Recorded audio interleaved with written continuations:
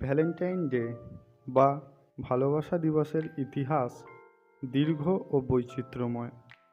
এটি মূলত পশ্চিমা উৎসব হলেও বর্তমানে সারা বিশ্বে পালিত হয়। ভালোবাসা দিবসের ইতিহাস রোমান সাম্রাজ্যের সময় থেকে শুরু হয়।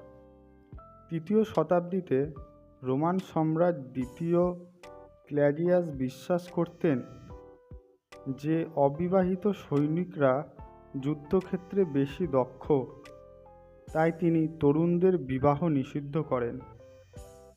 তবে এক খ্রিস্টান ধর্মযাজক সেন্ট ভ্যালেন্টাইন গোপনে প্রেমিক প্রেমিকাদের বিবাহ দিতে থাকে। এই কারণে তাকে গ্রেপ্তার করা হয় এবং 269 খ্রিস্টাব্দে 14 ফেব্রুয়ারি মৃত্যুদণ্ড দেওয়া হয়। মৃত্যুর আগে তিনি এক কারারক্ষীর কন্যাকে একটি চিঠি লেখেন, যেখানে তিনি স্বাক্ষর করেছিলেন ইয়োর ভ্যালেন্টাইন।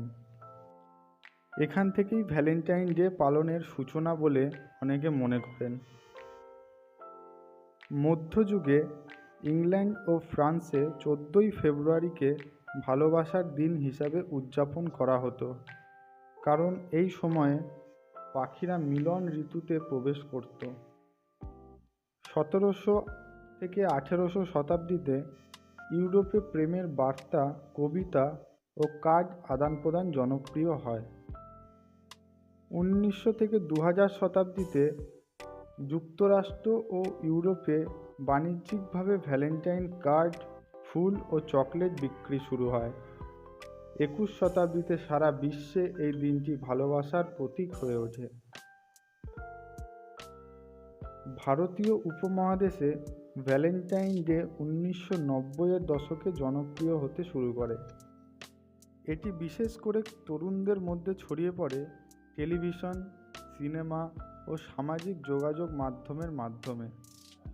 বর্তমানে 14 ফেব্রুয়ারি শুধু প্রেমিক প্রেমিকাদের জন্য নয়, বন্ধু ও পরিবার সদস্যের ভালোবাসার প্রকাশের দিন হিসাবেও পালিত হয়। বর্তমানে এই দিনটিতে প্রেমিক প্রেমিকারা পরস্পরকে উপহার দেয়, বিশেষ করে ফুল, চকলেট ও কার্ড, ডিনার ডেট ও বিশেষ ভ্রমণ। অনেক দেশ, বিশেষ করে কিছু রক্ষণশীল সমাজে ভ্যালেন্টাইন ডে পালনের বিরোধিতা করা হয়। একে পশ্চিমা সংস্কৃতির প্রভাব হিসেবে দেখা হয় এবং কিছু দেশ এটি নিষিদ্ধও করেছে। ভ্যালেন্টাইন ডে আজ সারা বিশ্বে ভালোবাসা উদযাপনের দিন হয়ে উঠেছে, যদিও এর শিকড় ধর্মীয় ও ঐতিহাসিক ঘটনায় নিহিত। সমাজের সাথে সাথে এর উদযাপনের ধারণ পরিবর্তন হয়েছে, তবে ভালোবাসা প্রকাশের গুরুত্ব রয়ে গেছে সেই একই রকম।